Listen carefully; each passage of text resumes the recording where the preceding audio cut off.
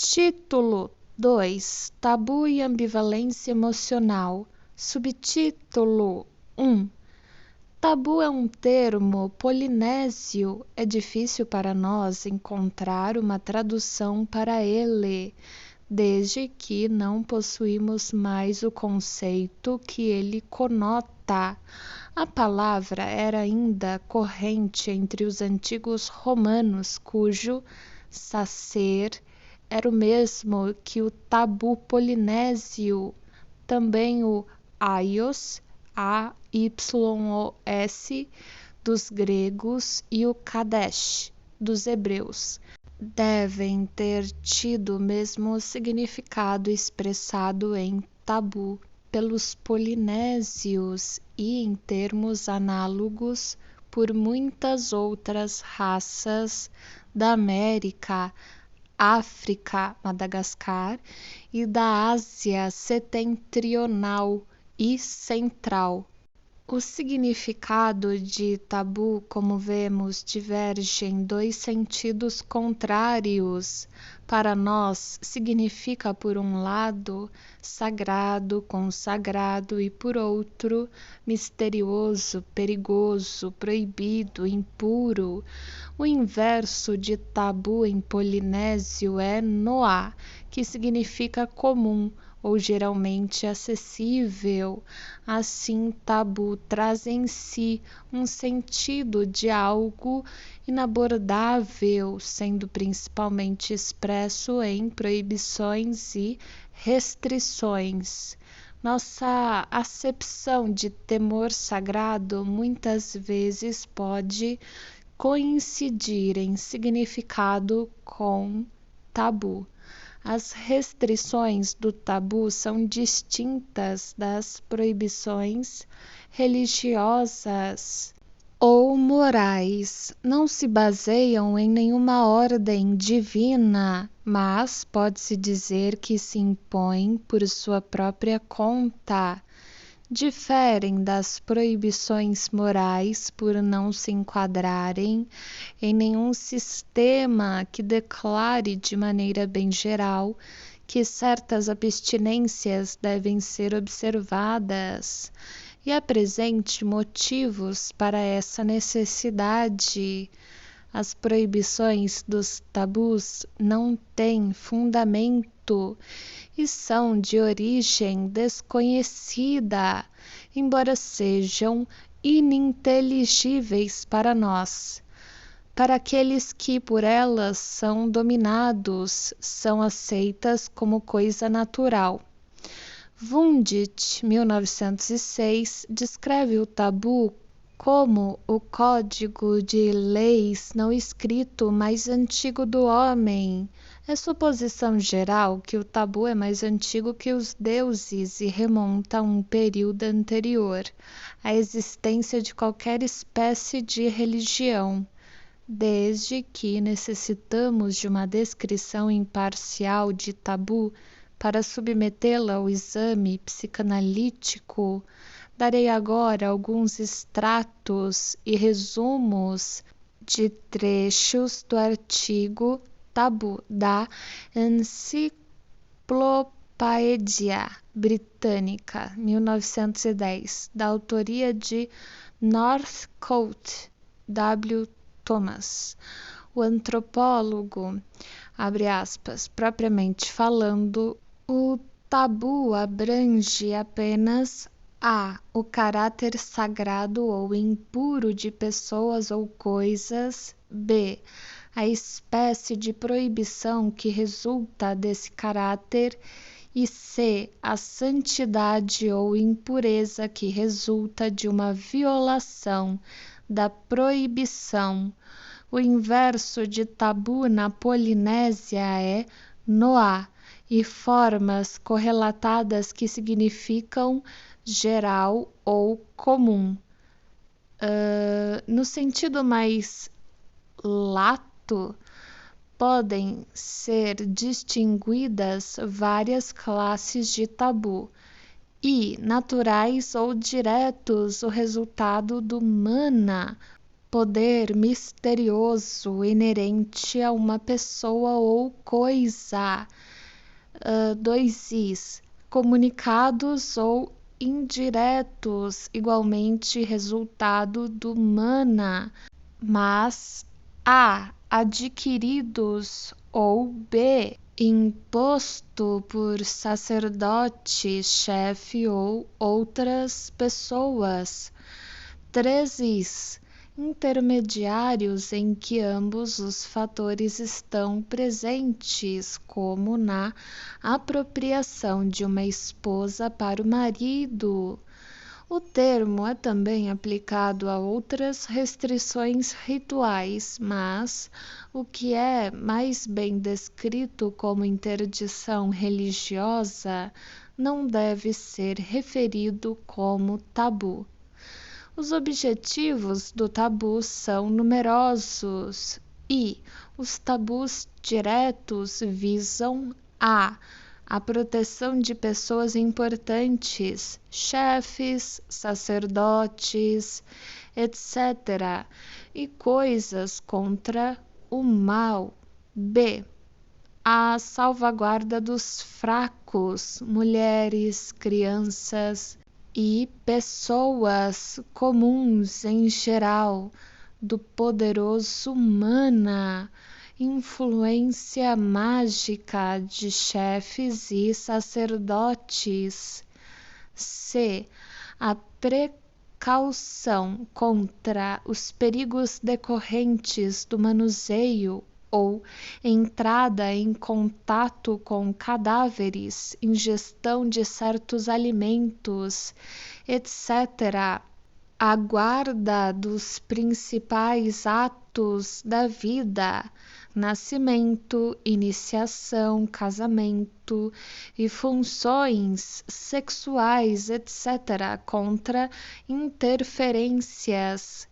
E a proteção dos seres humanos contra a cólera ou poder dos deuses e espíritos. F. A proteção de crianças em gestação e de crianças pequenas que mantêm uma ligação especial forte com um ou ambos os pais. Das consequências de certas ações e, mais especialmente, da comunicação de qualidades que se supõem derivar de certos alimentos. 2 is. Os tabus são impostos a fim de prevenir contra ladrões a propriedade de um indivíduo, seus campos, ferramentas, etc. A punição pela violação de um tabu era, sem dúvida, originalmente deixada a um agente interno automático. O próprio tabu violado se vingava quando, numa fase posterior, surgiram as ideias de deuses e espíritos com os quais os tabus se associaram. Esperava-se que a penalidade proviesse automaticamente do poder divino. Em outros casos, provavelmente como resultado de uma ulterior evolução do conceito, a própria sociedade encarregava-se da punição dos transgressores, cuja conduta levara seus semelhantes ao perigo. Dessa forma, os primeiros sistemas penais humanos podem ser remontados ao tabu. A violação de um tabu transforma o próprio transgressor em tabu. Certos perigos provocados pela violação podem ser evitados por atos de expiação e purificação, A fonte do tabu é atribuída a um poder mágico peculiar que é inerente às pessoas e espíritos e pode ser por eles transmitido por intermédio de objetos inanimados. Pessoas ou coisas consideradas como tabu podem ser comparadas a objetos carregados de eletricidade. São a sede de um imenso poder transmissível por contato e que pode ser liberado com efeito destrutivo se os organismos que provocam sua descarga são fracos demais para resistir a ele. O resultado da violação de um tabu depende, em parte, da força da influência mágica inerente ao objeto ou pessoa tabu, em parte da força do mana antagônico do violador do tabu. Assim, reis e chefes se acham possuídos de grande poder, e dirigir-se a eles diretamente significa morte para os seus súditos. Mas um ministro ou outra pessoa de maior mana que o comum pode aproximar-se deles ilesos e, por sua vez, podem ser abordados por seus inferiores sem risco. Do mesmo modo, os tabus indiretos dependem quanto à sua força do mana daquele que os impõe. Se for um chefe ou um sacerdote, são mais poderosos que os impostos por uma pessoa comum. Reticências. É sem dúvida a transmissibilidade do tabu que explica as tentativas de expulsá-lo por meio de cerimônias purificatórias adequadas. Os tabus podem ser permanentes ou temporários. Entre os primeiros estão os ligados a sacerdotes e chefes, bem como a pessoas mortas e a qualquer coisa que lhes pertença. Os tabus temporários podem evitar estar vinculados a certos estados particulares, como a menstruação e o parto, a guerreiros antes e depois de uma expedição, ou a atividades especiais como a caça e a pesca. Um tabu geral pode ser lançado como uma interdição papal a toda uma região e poderá então durar muitos anos.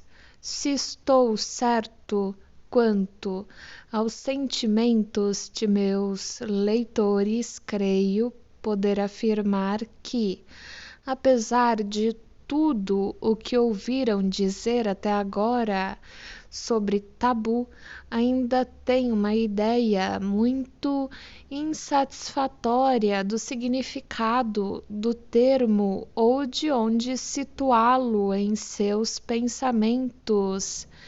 Isto se deve, sem dúvida, à insuficiência das informações que lhes dei e ao fato de ter deixado de examinar a relação entre tabu e superstição, crença em espíritos e religião. Por outro lado, receio que uma explicação mais detalhada acerca do que se sabe sobre tabu poderia ter sido ainda mais confusa.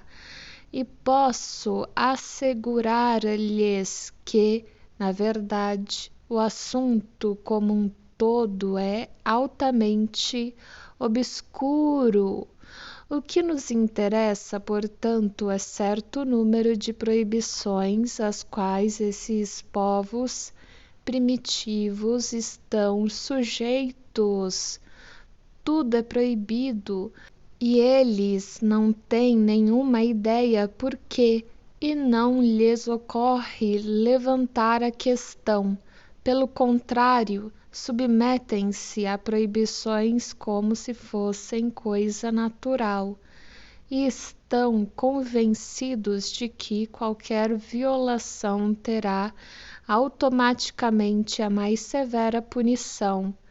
Ouvimos histórias dignas de fé de como qualquer violação involuntária de uma dessas proibições é de fato automaticamente punida. Um transgressor inocente que, por exemplo, tenha comido um animal proibido cai em profunda depressão, prevê a morte e em seguida morre de verdade. Essas proibições dirigem-se principalmente contra a liberdade de prazer e contra a liberdade de movimento e comunicação. Em alguns casos, têm um significado compreensível e visam claramente a abstinência e renúncia. Mas, em outros casos, o motivo central é inteiramente incompreensível, estão relacionadas com detalhes triviais e parecem ser de natureza puramente cerimonial. Por trás de todas essas proibições parece haver algo como uma teoria de que elas são necessárias porque certas pessoas e certas coisas estão carregadas de um poder perigoso que pode ser transferido através do contato com elas, quase como uma infecção. A quantidade desse atributo perigoso também desempenha seu papel. Algumas pessoas ou coisas o têm mais do que outras, e o perigo é, na realidade, proporcional à diferença de potencial das cargas. O fato mais estranho parece ser que qualquer um que tenha transgredido uma dessas proibições adquire ele mesmo a característica de ser proibido, como se toda a carga perigosa tivesse sido transferida para ele. Esse poder está ligado a todos os indivíduos especiais, como reis, sacerdotes ou recém-nascidos, a todos os estados excepcionais, como os estados físicos da menstruação, puberdade ou nascimento, e a todas as coisas misteriosas, como a doença e a morte, o que está associado a elas através do seu poder de infecção ou contágio. A palavra tabu denota tudo, seja uma pessoa, um lugar, uma coisa ou uma condição transitória, que é o veículo ou fonte desse misterioso atributo. Também denota as proibições advindas do mesmo atributo e, finalmente, possui uma conotação que abrange igualmente sagrado e acima do comum. bem como perigoso, impuro e misterioso. Essas palavras e o sistema por ela denotado dão expressão a um grupo de atitudes mentais e ideias que parecem realmente distantes de nossa compreensão. Em particular, parece não haver nenhuma possibilidade de entrarmos em contato mais íntimo com elas sem examinarmos a crença em fantasmas e espíritos, que é característica desses baixos níveis de cultura. Por que, pode-se perguntar a essa altura, devemos-nos preocupar a tal ponto com esse enigma do tabu? Penso que não somente porque vale a pena tentar solucionar qualquer problema psicológico por ele mesmo, mas por outras razões também. Uma delas é começarmos a ver que os tabus dos selvagens polinésios, afinal de contas, não se acham tão longe de nós como estivemos inclinados a pensar.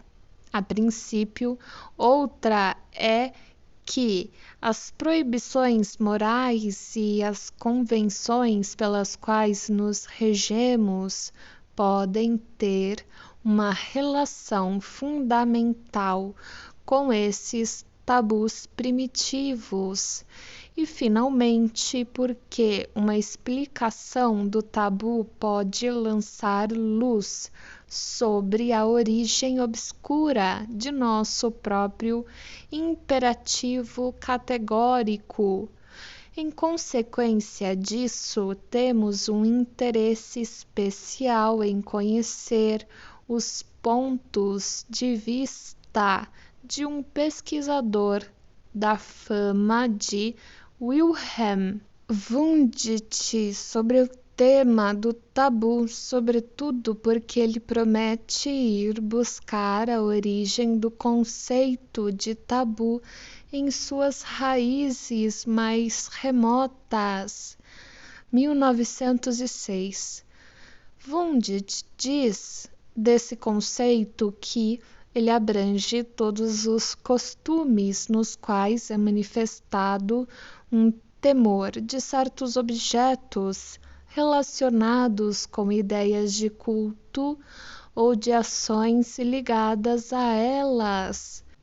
E, em outro trecho, se compreendermos por ele tabu de acordo com o significado geral da palavra, toda proibição, seja fundamentada no uso ou no costume, seja em leis explicitamente formuladas, de tocar em um objeto ou dele fazer uso para finalidades próprias ou de empregar certas palavras proscritas, então, continua ele, não pode haver nenhuma raça ou nível de cultura que tenha escapado aos maus efeitos do tabu.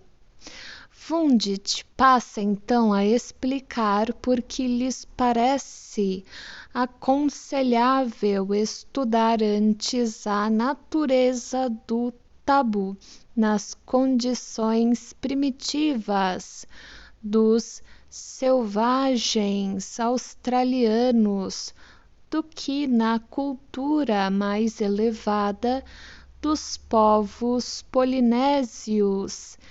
Divide as proibições do tabu entre os australianos em 3 classes conforme afetem animais, seres humanos ou outros objetos. Os Tabus sobre animais que consistem fundamentalmente em proibições de matá-los ou comê-los constituem o núcleo do totemismo.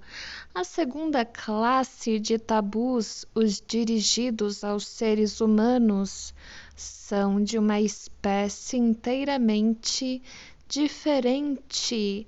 Restringem-se, em primeiro lugar, às circunstâncias nas quais a pessoa sobre a qual o tabu é imposto se encontra numa situação inusitada.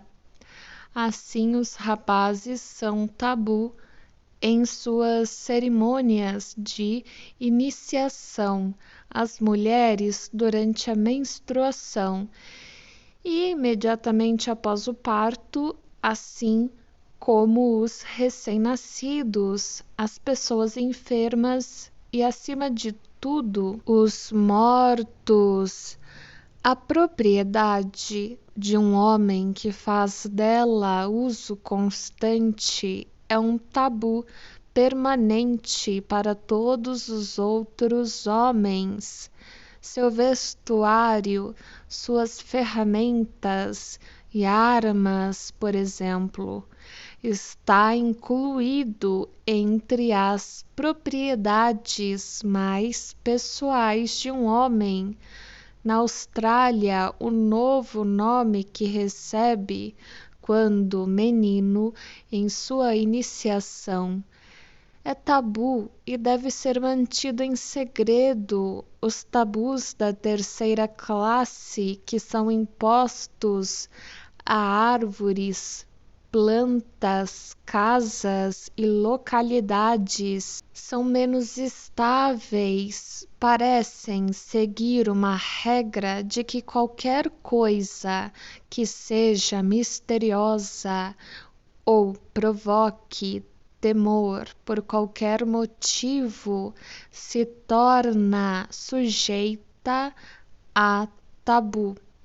As modificações apresentadas pelo tabu na cultura mais rica da Polinésia e do arquipélago malaio não são muito profundas, conforme o próprio Wundt é obrigado a admitir. As diferenças sociais mais marcantes entre esses povos encontram expressão no fato de que chefes, reis, sacerdotes exercem um tabu especialmente eficaz e estão eles próprios sujeitos a um tabu da maior força. Mas, acrescenta Wundt, as verdadeiras fontes do tabu são de natureza mais profunda que os interesses das classes privilegiadas.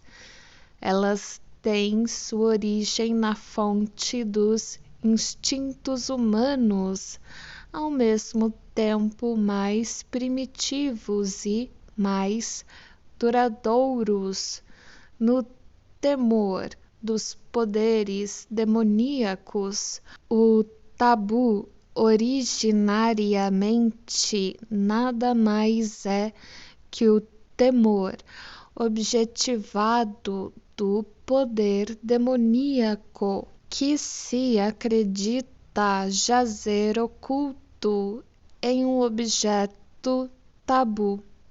O tabu proíbe qualquer coisa que possa provocar esse poder e ordena que, se tive, está escrito se tive, mas acredito que é se tiver, sido ferido, quer voluntária, quer involuntariamente, a vingança do demônio deve ser afastada.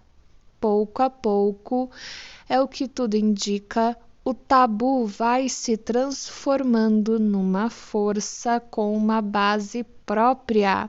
independente da crença em demônios, desenvolve-se nas normas dos costumes e da tradição e, finalmente, da lei, mas a ordem não externada, subjacente a todas as proibições do tabu, com suas inúmeras variações, de acordo com o tempo e o local, é originalmente uma e apenas uma. Cuidado com a cólera dos demônios. Locke City. Wundt nos comunica a seguir que o tabu é uma expressão e um derivado da crença dos povos primitivos no poder demoníaco.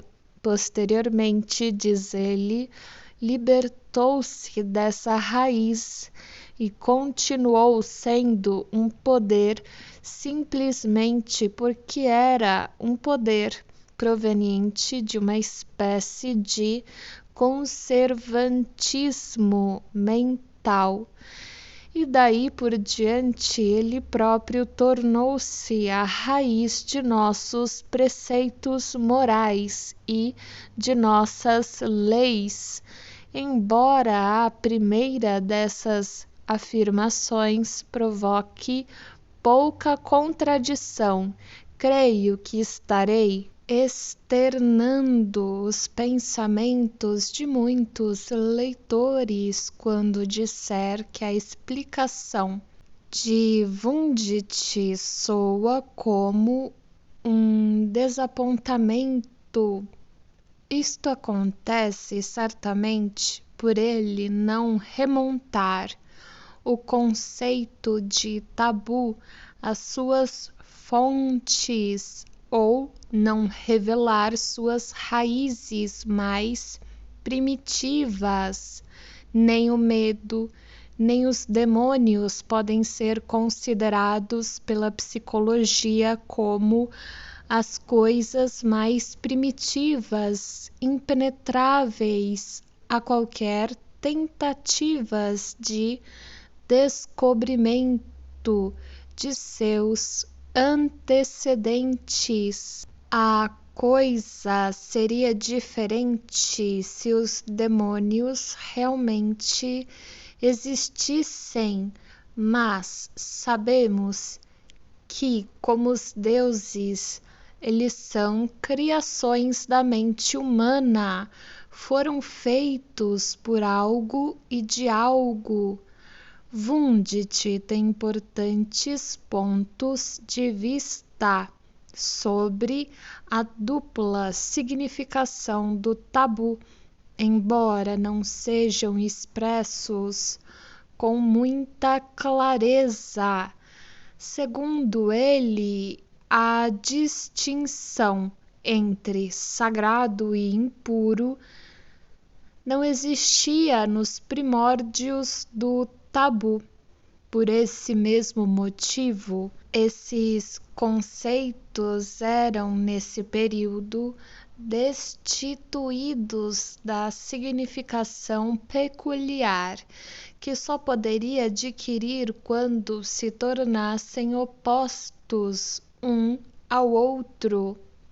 Animais, seres humanos ou localidades sobre os quais se impunha um tabu eram demoníacos, não sagrados, nem por conseguinte impuros, no sentido que foi posteriormente adquirido.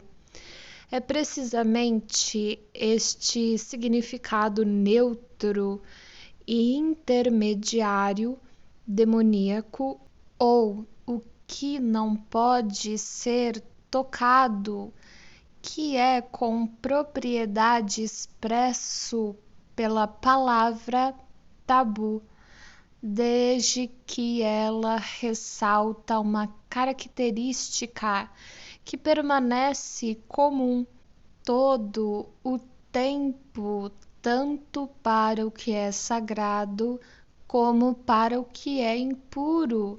O temor do contato com ele, a persistência, contudo, dessa importante característica comum, é ao mesmo tempo prova de que o campo abrangido pelos dois era originariamente um só, e que foi apenas como resultado de influências ulteriores que se tornou diferenciado e acabou por se desenvolver em opostos.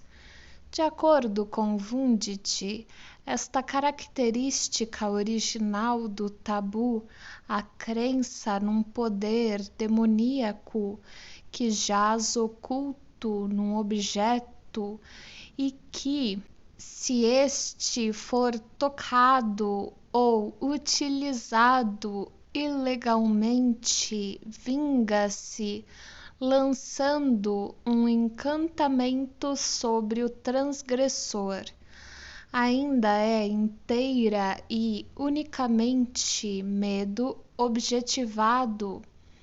Esse temor, contudo, ainda não se cindiu nas duas formas nas quais posteriormente se desenvolve veneração e horror.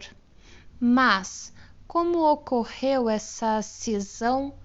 Através da transplantação. É o que nos diz Wundt nos regulamentos do tabu da esfera dos demônios para a esfera da crença em deuses. O contraste entre sagrado e impuro coincide com uma sucessão de dois períodos da mitologia. O mais antigo desses dois períodos não desapareceu completamente quando o segundo foi alcançado, mas persistiu no que foi considerado como uma forma inferior e finalmente desprezível. É uma lei geral da mitologia, afirma ele, que uma fase que tenha passado pelo próprio motivo de ter sido superada e impelida para baixo por uma fase superior, perdura numa forma inferior ao lado da posterior, de modo que os objetos de sua veneração se transmudam em objetos de horror. O resto do estudo de Wundt trata de relação do conceito de tabu com a purificação e o sacrifício. Subtítulo 2. Quem quer que aborde o problema do tabu pelo ângulo da psicanálise, isto é, da investigação da porção inconsciente da mente do indivíduo, reconhecerá, após um momento de reflexão, que esses fenômenos estão longe de lhe serem estranhos. Ele, Wundt, encontrou pessoas que criaram para si mesmas proibições de tabus individuais dessa mesma espécie e que obedecem a elas com tanto rigor quanto os selvagens obedecem aos tabus comuns à sua tribo ou sociedade. Se já não estivesse habituado a descrever essas pessoas como pacientes obsessivos, verificaria que a doença do tabu seria a expressão mais apropriada para a condição deles. Tendo, entretanto, aprendido tanto sobre essa doença obsessiva através do estudo psicanalítico, sua etiologia clínica e a essência do seu mecanismo psíquico, não pôde escapar de aplicar o conhecimento assim adquirido ao fenômeno sociológico paralelo. A essa altura, uma advertência deve ser feita.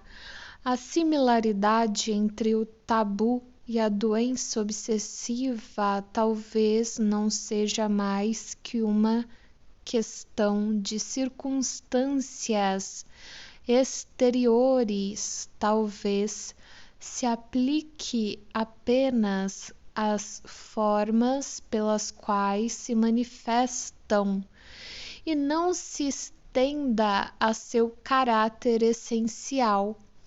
A natureza se compraz em fazer uso das mesmas formas nas mais variadas conexões biológicas, como o faz, por exemplo, na aparência das estruturas semelhantes a galhos tanto nos corais como nas plantas, e mesmo em certas formas de cristais e em certos precipitados químicos.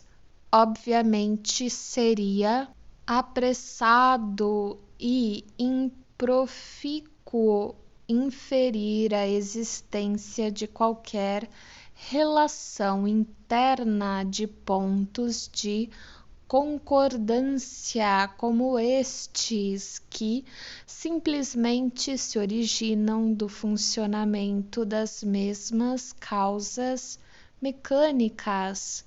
Teremos em mente essa advertência, mas não precisamos ser por ela impedidos de continuarmos com a nossa comparação. O ponto de concordância mais evidente e marcante entre as proibições obsessivas dos neuróticos e os tabus é que essas proibições são igualmente destituídas de motivo, sendo do mesmo modo misteriosas em suas origens, tendo surgido em certo momento não especificado, são forçosamente mantidas por um medo irresistível. Não se faz necessária nenhuma ameaça externa de punição, pois há uma certeza interna, uma convicção moral de que qualquer violação conduzirá à desgraça insuportável. O máximo que um paciente obsessivo pode dizer sobre esse ponto é que tem uma sensação indefinida de que determinada pessoa do seu ambiente será atingida como resultado da violação. Nada se sabe sobre a natureza do mal e, na realidade, até mesmo essa dose insignificantemente pequena de informação é com mais frequência obtida em conexão com as ações expiatórias e defensivas que mais adiante teremos de examinar do que com as próprias proibições. Como no caso do tabu, a principal proibição, o núcleo da neurose, é contra o tocar, e daí ser às vezes conhecida como fobia do contato ou délire du touch. A proibição não se aplica meramente ao contato físico imediato, mas tem uma extensão tão ampla quanto o emprego metafórico da expressão entrar em contato com qualquer coisa que dirija os pensamentos do paciente para o objeto proibido, qualquer coisa que o coloque em contato intelectual com ele é tão proibida quanto o contato físico direto. Essa mesma extensão também ocorre no caso do tabu. A finalidade de algumas das proibições é de imediato evidente, outras, pelo contrário, nos surpreendem por serem incompreensíveis, destituídas de sentido e tolas, sendo as proibições desta última espécie descritas como cerimoniais. Essa distinção também é encontrada nas observâncias do tabu. As proibições obsessivas estão extremamente sujeitas ao deslocamento, estendem-se de um objeto a outro por quaisquer caminhos que o contexto possa proporcionar a esse novo objeto. Então se torna, para empregar a expressão apropriada de uma de minhas pacientes, impossível, até que finalmente o mundo inteiro jaz sob um embargo de impossibilidades. Os pacientes obsessivos comportam-se como se as pessoas e coisas impossíveis fossem portadores de uma perigosa infecção passível de disseminar-se pelo contato sobre todas as coisas em sua vizinhança. Já chamei a atenção para a mesma capacidade característica de contágio e transferência em minha descrição do tabu. Sabemos também que qualquer um que viole um tabu pela entrada em contato com algo que seja tabu se torna tabu ele próprio, e que então ninguém poderá entrar em contato com ele. Colocarei agora lado a lado dois exemplos da transferência, ou como é melhor dizer, do deslocamento de uma proibição. Um deles é extraído da vida dos maoris e o outro de uma observação minha sobre uma paciente obsessiva. Um chefe maori não soprava o fogo com a boca, pois o seu hálito sagrado comunicaria sua santidade ao fogo, que o passaria para a panela sobre este, que o passaria adiante para a carne na panela, que o passaria para o homem que comesse a carne, que estava na panela, que estava no fogo, que foi soprado pelo chefe, de modo que quem a comesse infectada pelo sopro do chefe, transmitido por esses veículos intermediários, com certeza morreria.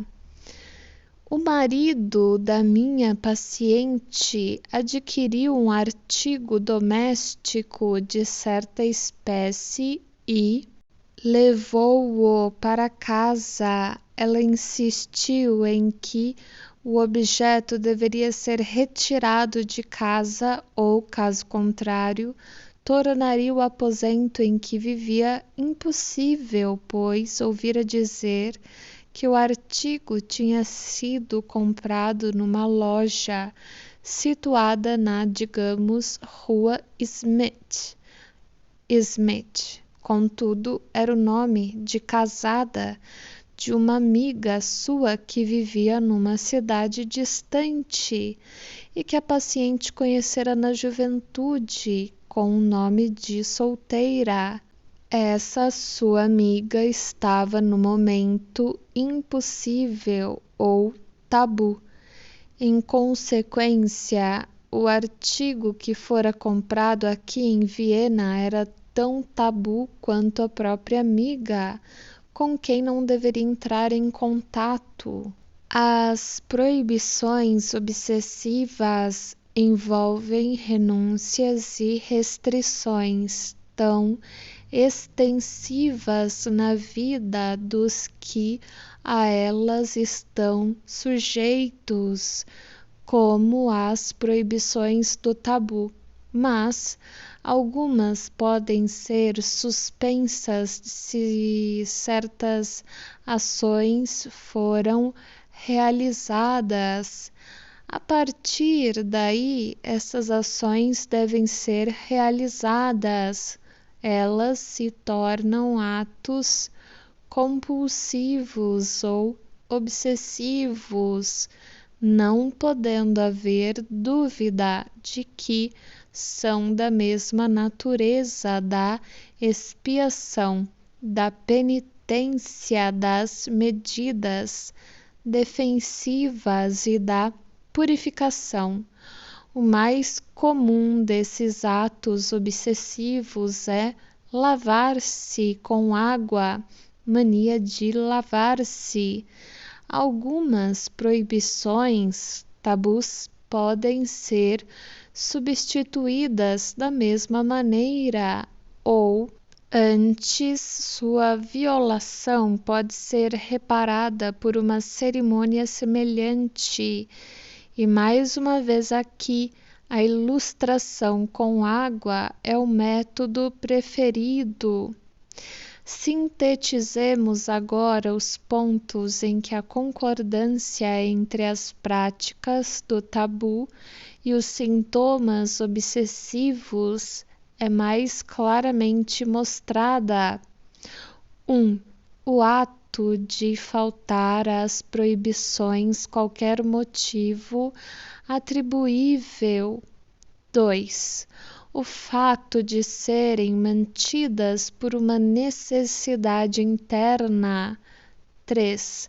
O fato de serem facilmente deslocáveis e de haver um risco de infecção proveniente do proibido. E 4. O fato de criarem injunções para a realização de atos cerimoniais. Agora, tanto a história clínica como os mecanismos psíquicos da neurose obsessiva se nos tornaram conhecidos pela psicanálise.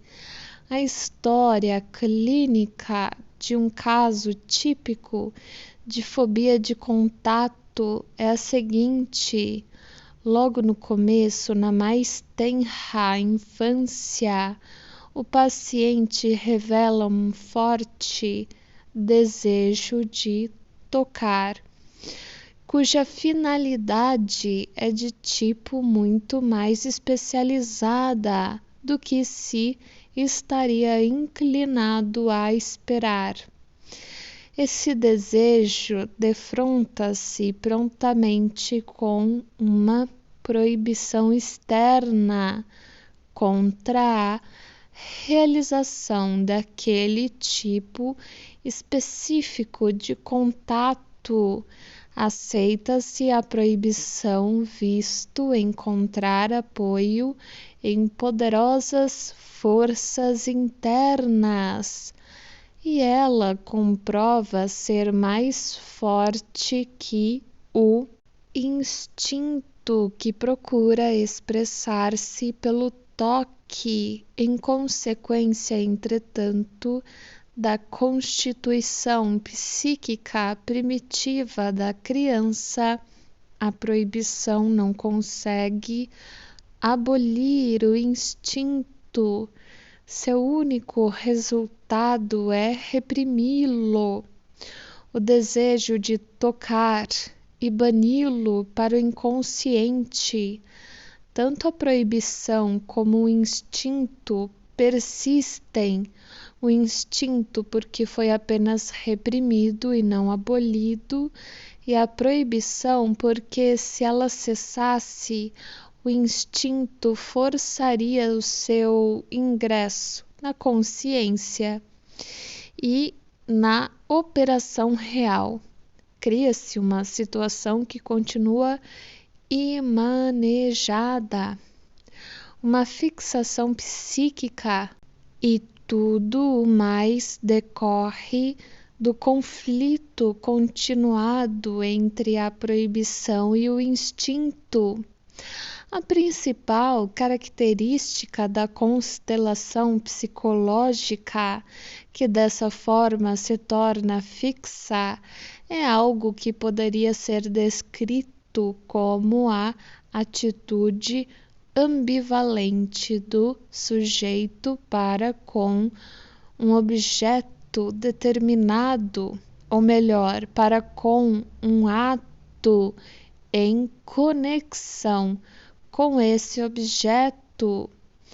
Ele deseja constantemente realizar esse ato, o tocar, e o considera seu gozo supremo, mas não deve realizá-lo, e também o detesta. O conflito entre essas duas tendências não pode ser prontamente solucionado, porque não há outra forma de expressá-lo. Elas estão localizadas na mente do sujeito, de tal maneira que não podem vir à tona uma contra a outra. A proibição é ruidosamente consciente, enquanto o desejo persistente de tocar é inconsciente, e o sujeito nada sabe a respeito dele.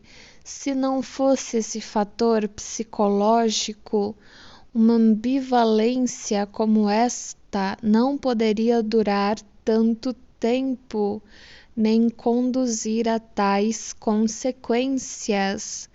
Em nossa história clínica de um caso, insistimos que a imposição da proibição, muito no início da infância, é o ponto determinante. Uma importância similar está ligada nos desenvolvimentos subsequentes ao mecanismo de repressão da mesma idade precoce, como resultado da repressão que foi forçada e que envolve uma perda de memória, uma amnésia. Os motivos da proibição, que é consciente, permanecem desconhecidos, e todos os esforços para eliminá-las por processos intelectuais têm de falhar, visto não poderem encontrar qualquer base de ataque. A proibição deve sua força e seu caráter obsessivo precisamente ao seu oponente inconsciente, o desejo oculto e não diminuído, isto é, a uma necessidade interna acessível à inspeção consciente. A facilidade com que a proibição pode ser transferida e estendida reflete um processo que se enquadra no desejo inconsciente, sendo grandemente facilitada pelas condições psicológicas que predominam no inconsciente. O desejo instintivo se desloca constantemente a fim de fugir ao impasse e se esforça por encontrar substitutos, objetos substitutos e atos substitutos para colocar em lugar dos proibidos. Como consequência disso, a própria proibição também se desloca de um lado para o outro, estendendo-se a quaisquer novos objetivos que o impulso proibido possa adotar. Qualquer novo avanço feito pela libido reprimida é respondido por um novo aguçamento da proibição. A inibição mútua das duas forças conflitantes produz uma necessidade de descarga a fim de reduzir a tensão predominante e a isto ser atribuída a razão para a realização de atos obsessivos. No caso de uma neurose, estas são ações nitidamente de concessão de um ponto de vista, são provas de remorso, tentativas de expiação e assim por diante, enquanto, por outro lado, são ao mesmo tempo atos substitutivos destinados a compensar o instinto pelo que foi proibido. Constitui uma lei da doença neurótica que esses atos obsessivos se enquadrem cada vez mais no domínio do instinto e aproximem-se mais e mais da atividade originalmente proibida. Façamos agora a experiência de tratar o tabu como se fosse da mesma natureza de uma proibição obsessiva em um dos nossos pacientes. Devemos esclarecer de antemão, contudo, que muitas das proibições, tabus, que chegam ao nosso conhecimento são de natureza secundária, deslocada e distorcida, e que devemos ficar satisfeitos se pudermos lançar apenas um pouco de luz sobre os tabus mais fundamentais e significativos. Além disso, as diferenças entre a situação de um selvagem e a de um neurótico são, sem dúvida, de importância suficiente para tornar impossível qualquer concordância rigorosa e impedir que levemos a comparação ao ponto de identidade em todos os detalhes. Em primeiro lugar, portanto, deve-se dizer que não faz nenhum sentido pedir a selvagens que nos digam o motivo real de suas proibições. A origem do tabu decorre de nossos postulados que eles não podem responder, visto que seu verdadeiro motivo deve ser inconsciente. Podemos, entretanto, reconstruir a história do tabu como se segue sobre o modelo das proibições obsessivas. Os tabus, devemos supor, são proibições de antiguidade primeva, que foram, em certa época, externamente impostas a uma geração de homens primitivos. Devem ter sido calcadas sobre eles, sem a menor dúvida, de forma violenta pela geração anterior. Essas proibições devem ter estado relacionadas com atividades para as quais havia forte inclinação. Devem então ter persistido de geração para geração, talvez meramente como resultado da tradição transmitida através da autoridade parental e social. Possivelmente, contudo, em gerações posteriores devem ter se tornado organizadas como um dom psíquico herdado. Quem pode afirmar-se coisas tais como ideias inatas existem ou se no presente exemplo atuaram isoladamente ou em conjunto com a educação para ocasionar a fixação permanente de tabus?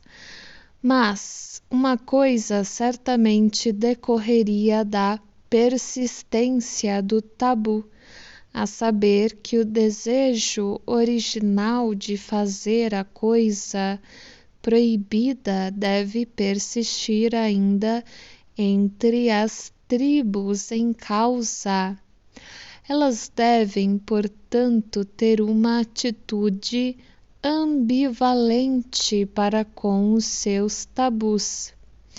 Em seu inconsciente não existe nada que mais gostassem de fazer do que violá-los, mas temem fazê-lo, temem precisamente porque gostariam, e o medo é mais forte que o desejo. O desejo está inconsciente, embora em cada membro individual da tribo, do mesmo modo que está nos neuróticos. As mais antigas e importantes proibições ligadas aos tabus são as duas leis básicas do totemismo: não matar o animal totêmico e evitar relações sexuais com membros do clã totêmico do sexo oposto. Estes devem ser então os mais antigos e poderosos dos desejos humanos. Não podemos esperar compreender isso, nem testar nossa hipótese com esses dois exemplos, enquanto ignorarmos totalmente o significado e a origem do sistema totêmico.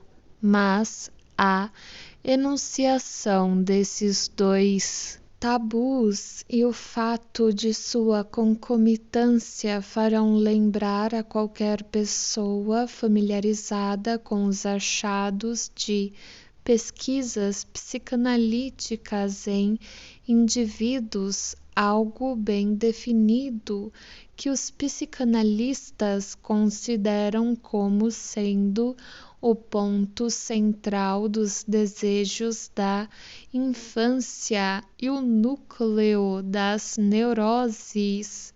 A multiplicidade das manifestações do tabu que levaram às tentativas de classificação que já tive ocasião de mencionar, ficaram reduzidas pela nossa tese a uma única unidade, a base do tabu.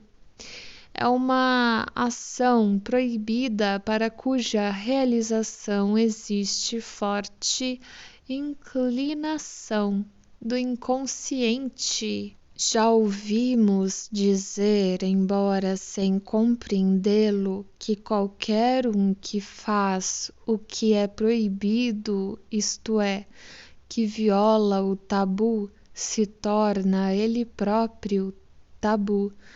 Como harmonizar isto com o fato de o tabu se ligar não somente a uma pessoa que fez o que é proibido, como também a pessoas em estados específicos, aos próprios estados, bem como objetos impessoais?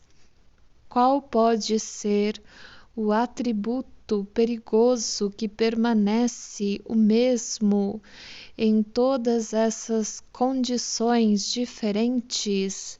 Só pode ser uma coisa: a qualidade de excitar a ambivalência dos homens e de tentá-los a transgredir a proibição.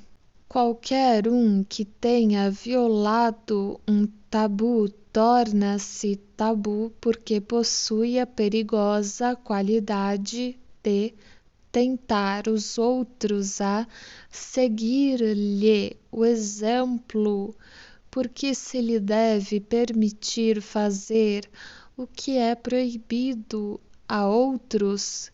Assim, ele é verdadeiramente contagioso naquilo em que todo exemplo incentiva a imitação. E por esse motivo ele próprio deve ser evitado. Mas uma pessoa que não tenha violado nenhum tabu pode, todavia, ser permanente ou temporariamente tabu, por se encontrar num estado que possui a qualidade de provocar desejos proibidos em outros e de despertar neles um conflito de ambivalência. A maioria das posições excepcionais e dos estados excepcionais são dessa espécie e possuem esse perigoso poder. O rei ou o chefe desperta inveja por causa de seus privilégios. Todos, talvez, gostariam de ser rei. Homens mortos, recém-nascidos e mulheres menstruadas ou nas dores do parto estimulam desejos pelo seu desamparo especial. Um homem que acaba de atingir a maturidade os estimula pela promessa de novo prazer. Por essa razão, todas essas pessoas e todos esses estados são tabu, visto que se deve resistir à tentação. Agora também podemos compreender por que as quantidades de mana de que são dotadas diferentes pessoas podem ser subtraídas umas das outras e podem, em certa medida, anularem-se. O tabu de um rei é forte demais para um dos seus súditos, porque A diferença social entre eles é muito grande, mas um ministro poderá servir sem qualquer dano de intermediário entre eles, se traduzirmos isto da linguagem do tabu para a da psicologia normal, significa algo mais ou menos assim: um súdito que teme a grande tentação que lhe é apresentada pelo contato com o rei pode talvez suportar tratar com um alto funcionário do qual não precisa ter tanta inveja e cuja posição poderá até mesmo lhe parecer acessível. Um ministro pode atenuar sua inveja do rei pela reflexão sobre o poder que ele próprio exerce. Assim acontece que diferenças menores entre as quantidades da tentadora força mágica possuída por duas pessoas devem ser menos temidas do que as maiores. É igualmente claro porque é que a violação de certas proibições, tabus, constitui um perigo social que deve ser punido ou expiado por todos os membros da comunidade, se é que não desejam sofrer danos. Se substituirmos os desejos inconscientes por impulsos conscientes, veremos que o perigo é real. Reside no risco da imitação, que rapidamente levaria à dissolução da comunidade. Se a violação não fosse vingada pelos outros membros, eles se dariam conta de desejar agir da mesma maneira que o transgressor. Não nos podemos surpreender com o fato de, nas restrições do tabu, o tocar desempenha papel semelhante ao representado nas fobias de contato, embora o significado secreto da proibição não possa ser de uma natureza tão especializada no tabu como é na neurose. O tocar é o primeiro passo no sentido de obter qualquer espécie de controle sobre uma pessoa ou objeto, ou de tentar fazer uso dos mesmos. Traduzimos o poder de contágio inerente ao tabu na posse de algum atributo capaz de produzir a tentação ou incentivar a imitação.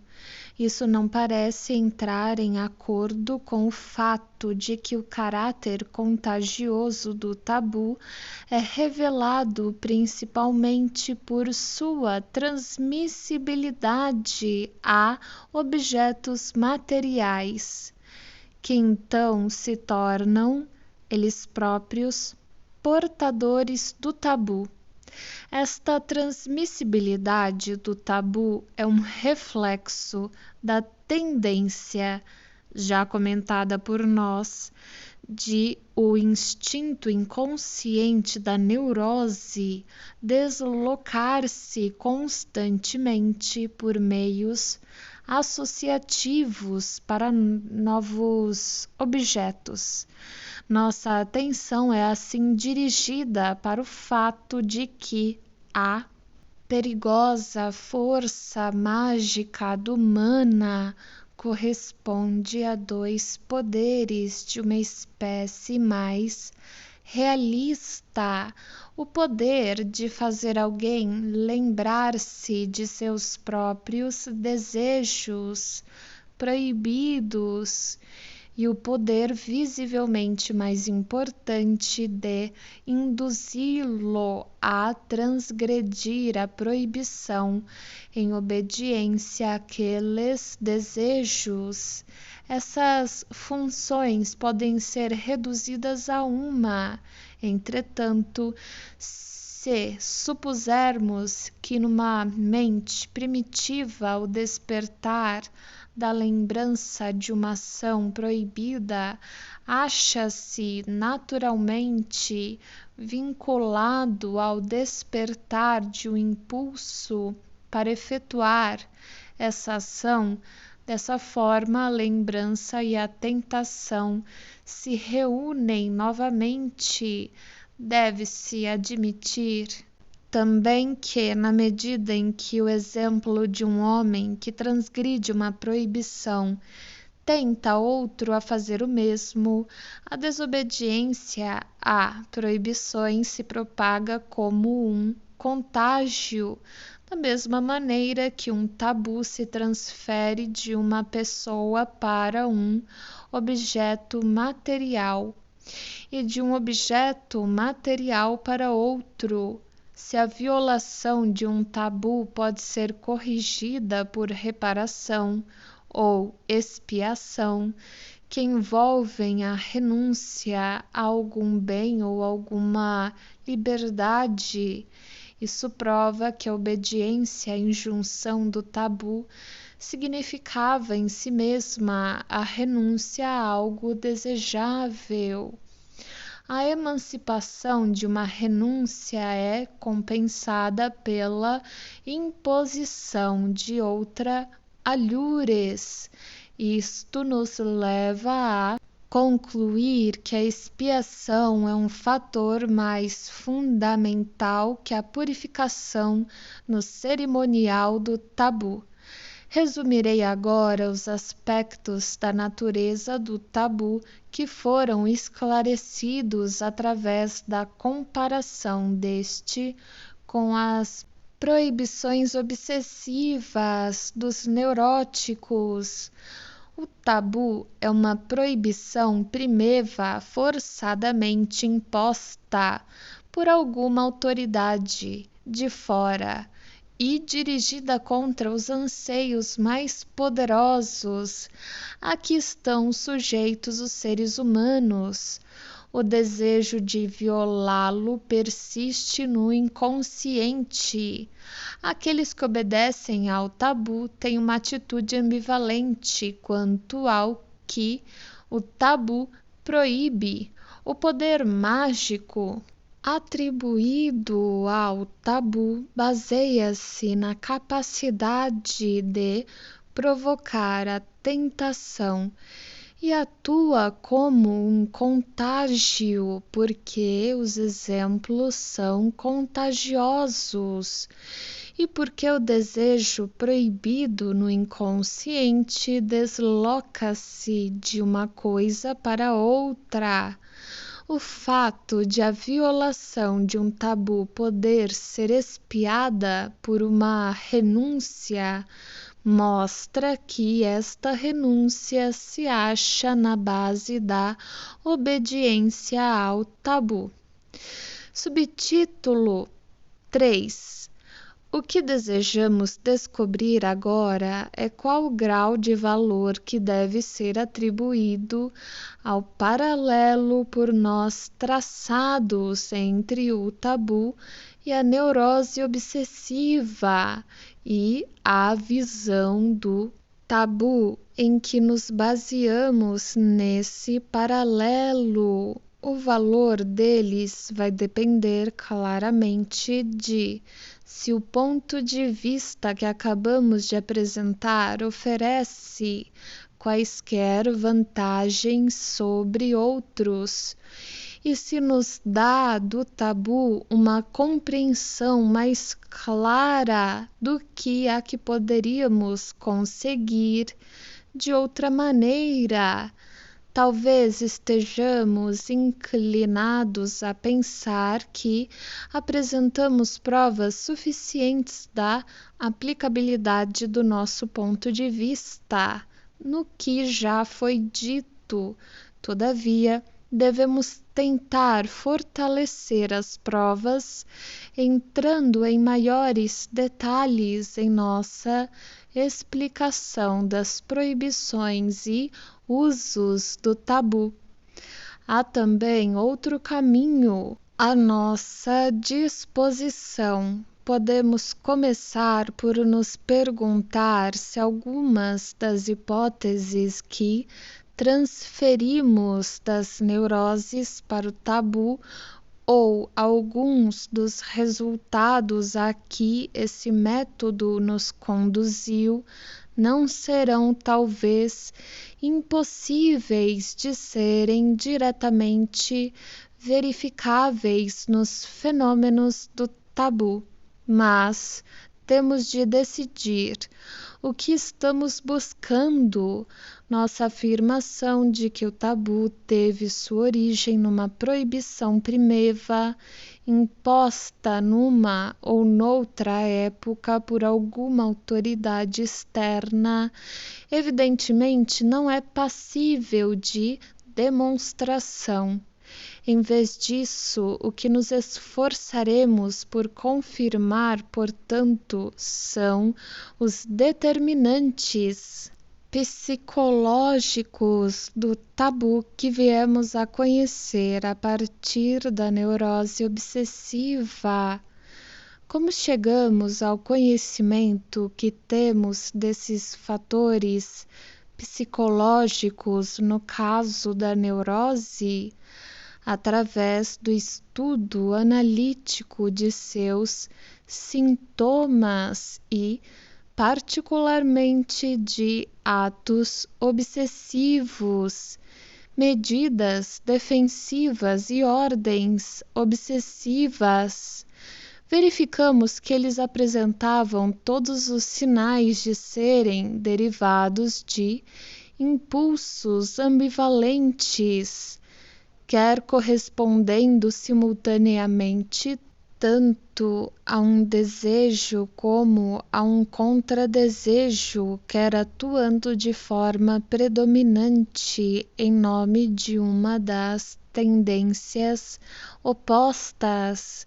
Se agora conseguirmos demonstrar que a ambivalência, isto é, a dominância de tendências opostas, pode também ser encontrada nas observâncias do tabu, ou se pudermos apontar algumas delas que, como atos obsessivos, dão expressão simultânea a ambas as correntes, teremos estabelecido a concordância psicológica entre o tabu e a neurose obsessiva, naquilo que talvez seja sua característica mais importante.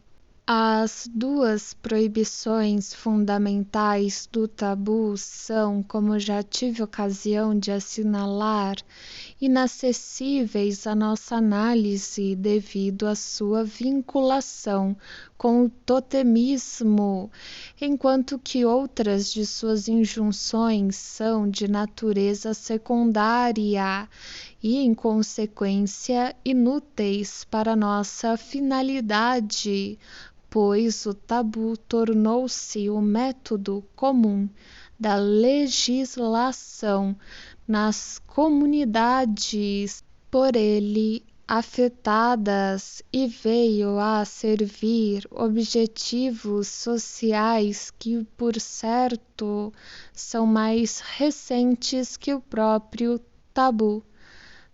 Tais, por exemplo, são os tabus impostos por chefes e sacerdotes para a proteção de seus próprios privilégios e propriedades.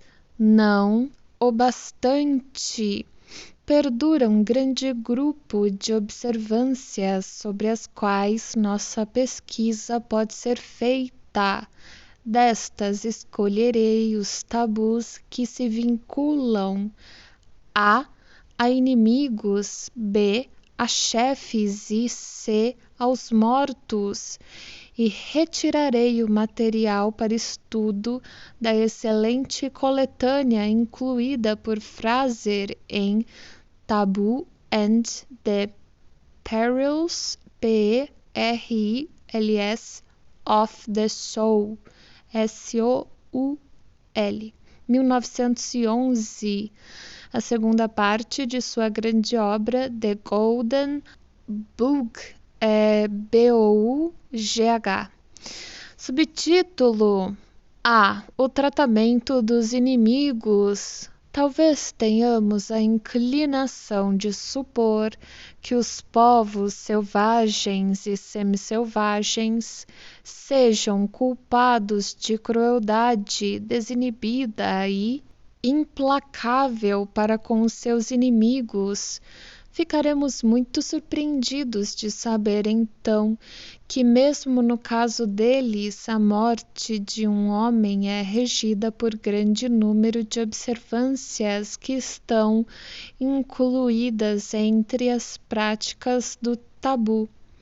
Essas observâncias podem ser distribuídas facilmente em 4 grupos. Elas exigem 1. O apaziguamento do inimigo assassinado. 2. Restrições sobre o assassino. 3. Atos de expiação e purificação por parte dele. E 4. Certas observâncias cerimoniais. Nossas informações incompletas sobre o assunto não nos permitem determinar com certeza quão geral ou modificada essas práticas podem ser encontradas entre os povos em questão, mas, para o objetivo do nosso estudo, isto não importa. Pode-se admitir com segurança, em todo caso, que temos diante de nós não só peculiaridades isoladas, mas costumes muito difundidos.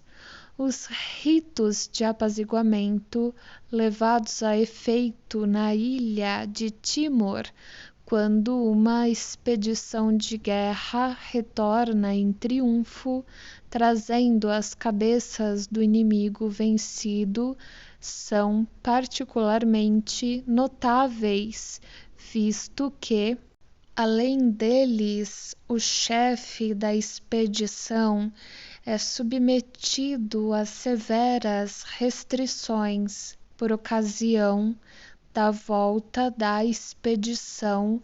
São oferecidos sacrifícios para apaziguar as almas dos homens cujas cabeças foram cortadas, abre aspas.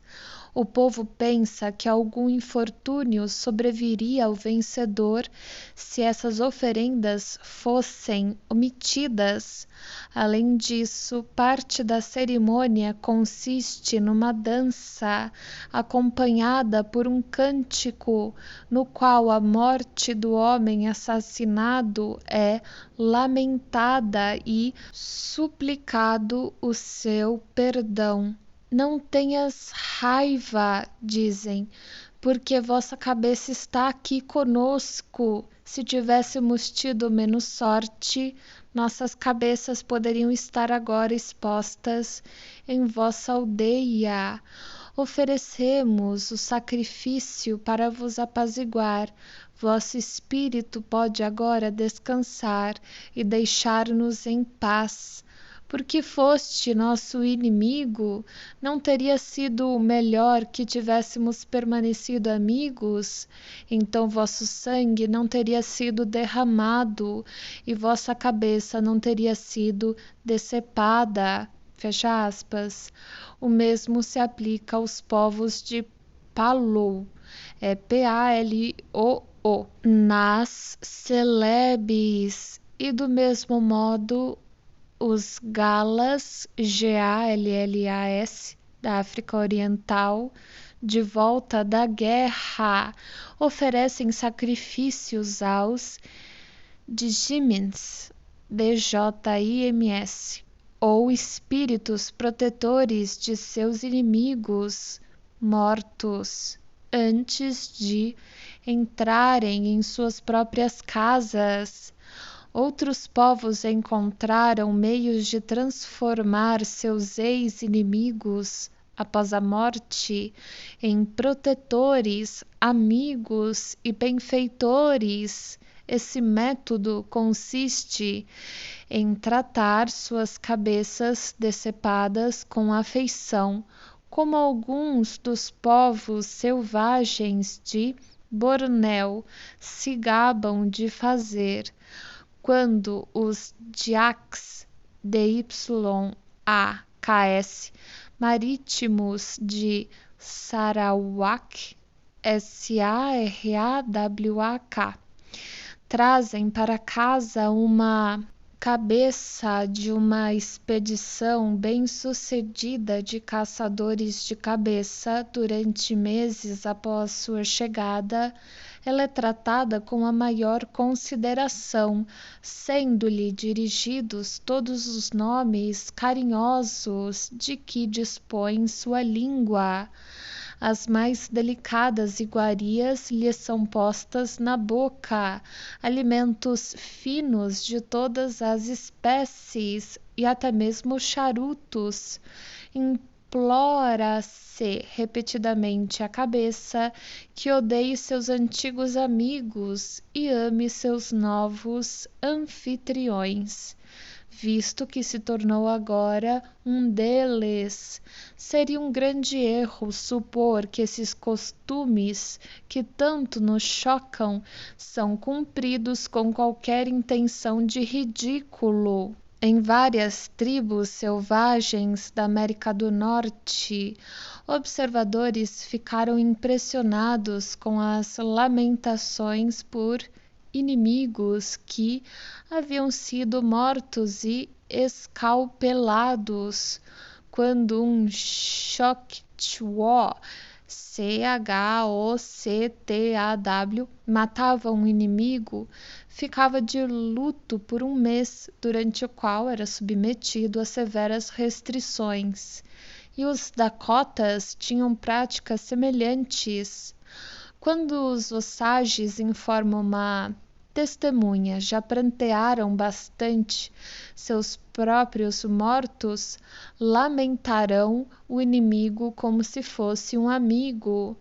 Antes de considerarmos as classes restantes de práticas tabus em relação a inimigos, devemos tratar de uma objeção óbvia. Argumentarão contra nós, juntamente com Fraser e outros, que os fundamentos desses ritos de apaziguamento são bastante simples e nada tem a ver com essa coisa chamada ambivalência. Esses povos são dominados por um temor supersticioso dos fantasmas, dos assassinados, temor que não era desconhecido na antiguidade clássica e que foi levado à cena pelo grande dramaturgo inglês nas Alucinações de Macbeth e Ricardo III. Todos os ritos de apaziguamento decorrem, logicamente, dessa superstição, bem como as restrições e atos de expiação que serão examinados logo a seguir. Esse ponto de vista também é apoiado pelo quarto grupo dessas observâncias, que só podem ser explicadas como tentativas de afugentar os fantasmas das vítimas que estão perseguindo seus assassinos. Além disso, os selvagens admitem abertamente seu temor dos fantasmas dos inimigos mortos, e eles próprios atribuem a esse medo as práticas do tabu, que ora são objeto de nosso exame.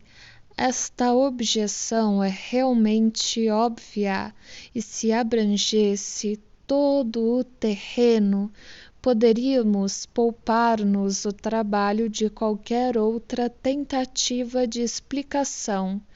Deixarei para depois sua abordagem e, no momento, simplesmente enunciarei o ponto de vista alternativo que se origina da hipótese baseada em nossas apreciações anteriores do tabu. A conclusão que devemos inferir de todas essas observâncias é que os impulsos que expressam para com um inimigo não são unicamente hostis, são também manifestações de remorso, de admiração pelo inimigo e de consciência pesada por havê-lo matado.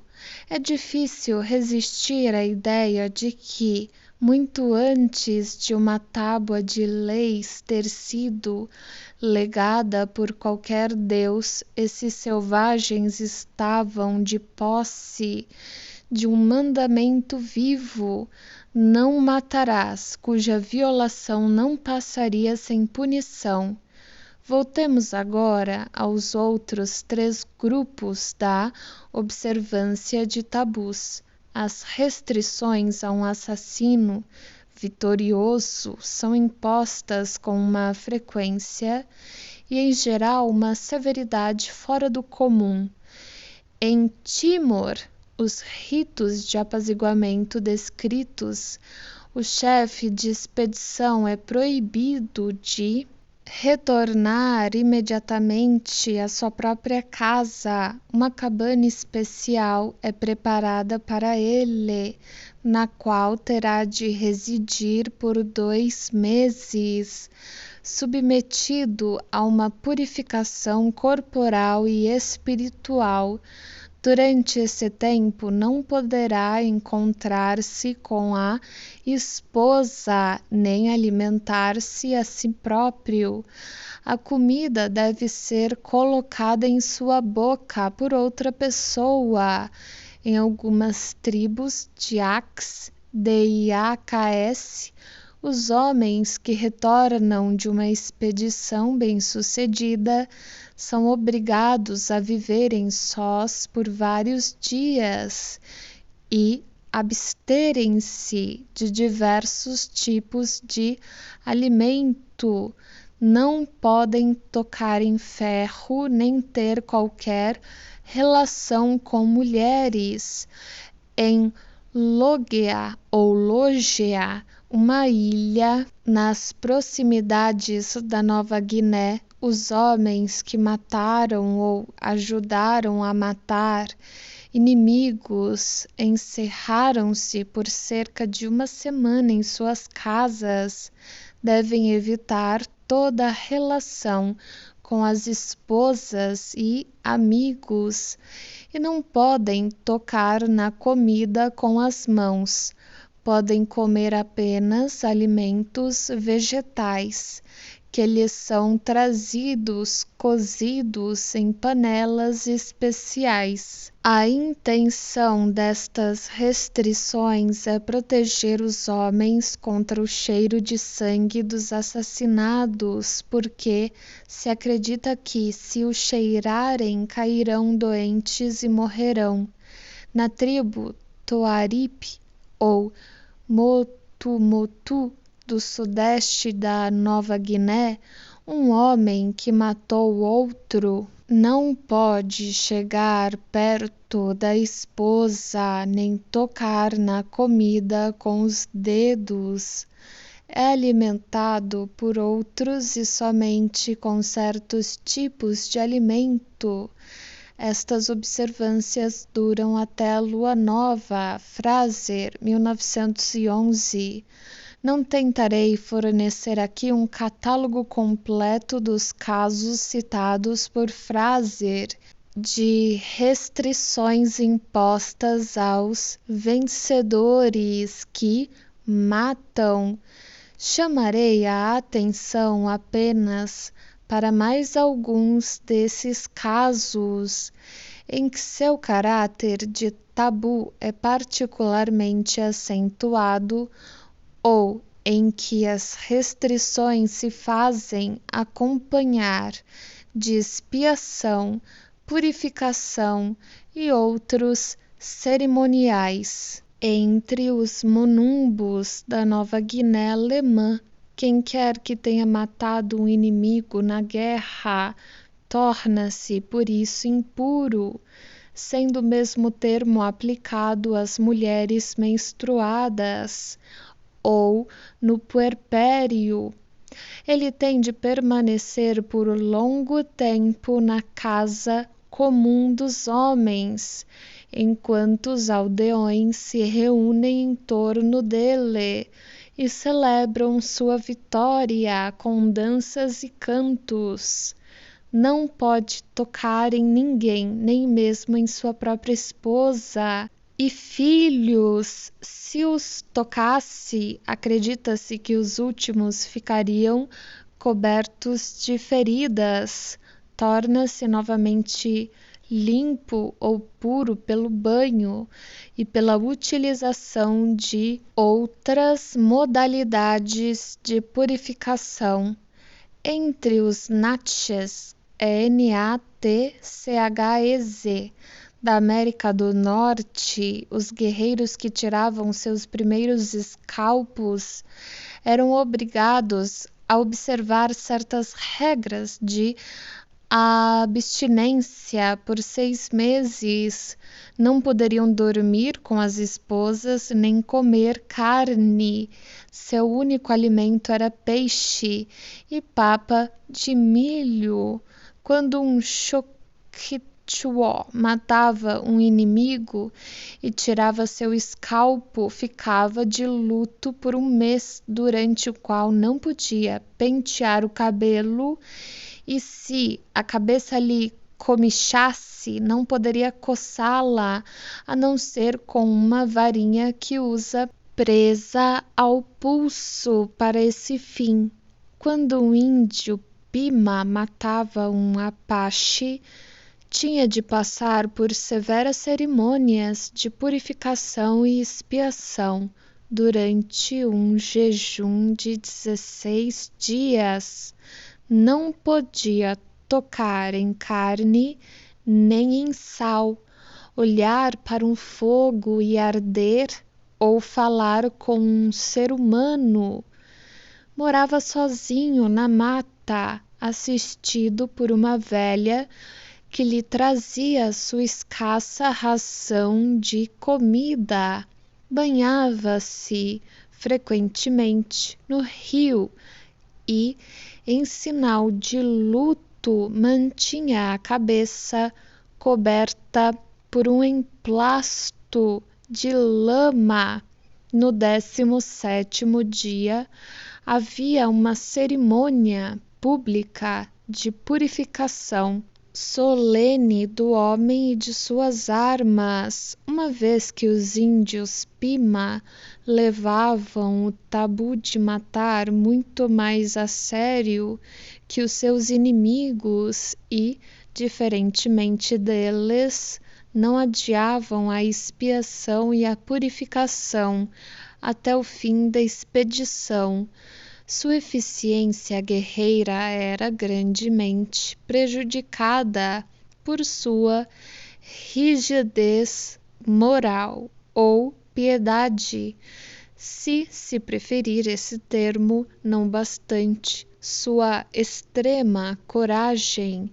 Os americanos encontraram neles aliados insatisfatórios em suas operações contra os Apaches. Por mais que os pormenores e as variações das cerimônias de expiação e purificação após a morte dos inimigos possam ser de interesse para uma pesquisa mais profunda do assunto, deter-me-ei neste ponto, pois, para nosso presente objetivo, elas nada mais têm a dizer-nos. Talvez possa sugerir que o isolamento temporário ou permanente dos carrascos profissionais, isolamento que persistiu até os dias presentes, tem algo a ver com esse fato. A posição do carrasco público na sociedade medieval oferece uma representação do funcionamento do tabu entre os selvagens. Na explicação aceita de todas essas observâncias de apaziguamento, restrição, expiação e purificação, dois princípios se combinam: a extensão do tabu do homem morto a tudo que tem entrado em contato com ele e o medo do seu fantasma. Como esses dois atores devem ser combinados um com o outro para explicar os cerimoniais, se devem ser encarados como de igual peso, se um deles é primário e o outro secundário, e nesse caso, qual deles são perguntas que ficam sem respostas, e na verdade seria difícil encontrar uma. Nós, por outro lado, podemos chamar a atenção para a unidade de nosso ponto de vista, que atribui a origem de todas essas observâncias a ambivalência emocional para com o inimigo. Subtítulo B: o tabu relativo aos governantes. A atitude dos povos primitivos para com seus chefes, reis e sacerdotes rege-se por dois princípios básicos que parecem ser antes complementares do que contraditórios. Um governante não deve apenas ser protegido, mas também deve proteger-se contra ele. Ambos os fins são assegurados por inúmeras observâncias de tabu. Já sabemos por que se deve proteger-se dos governantes. Isso se deve ao fato de constituírem veículos do poder mágico, misterioso e perigoso que se transmite por contato, como uma carga elétrica, e que causa a morte e a ruína a quem quer que não esteja protegido por uma carga semelhante.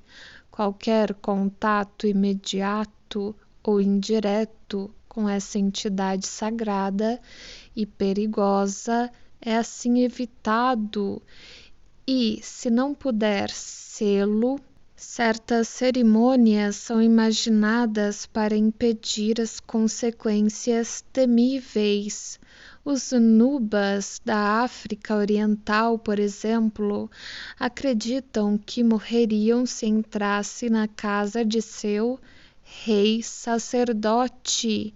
Entretanto, podem escapar apenas por sua intrusão, desnudando o ombro esquerdo e fazendo o rei pousar a mão nele. Aqui nos deparamos com o fato digno de nota de o contato com o rei constituir um remédio e uma proteção contra os perigos provocados por esse mesmo contato. Indubitavelmente, contudo, existe um contraste a ser assinalado entre o poder sanador de um contato efetuado deliberadamente pelo rei e o perigo que surge se ele é tocado, um contraste entre uma relação passiva e outra ativa para com o rei.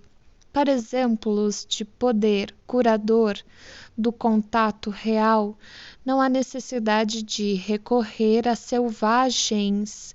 O rei da Inglaterra, ou melhor, os reis da Inglaterra, em épocas não tão remotas, desfrutavam do poder de curar a escrófula, que era em consequência conhecida como o mal do rei. A rainha Elizabeth I exerceu essa prerrogativa não menos que os seus sucessores. Disse que Carlos I curou uma centena de pacientes com um só toque em 1633, mas foi após a restauração da monarquia sob o reinado de seu dissoluto filho, Carlos II, que as curas reais da escrofulose atingiram o ápice. No decorrer de seu reinado, calcula-se que ele tenha tocado perto de 100.000 pessoas.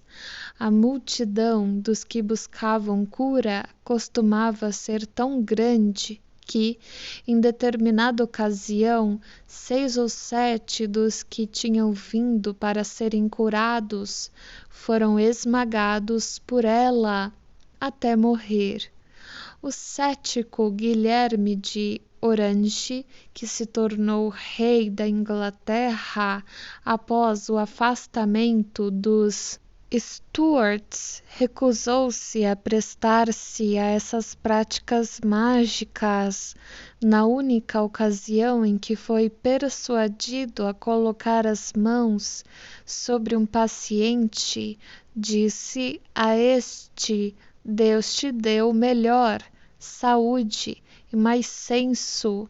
Fecha aspas. Fraser, 1911.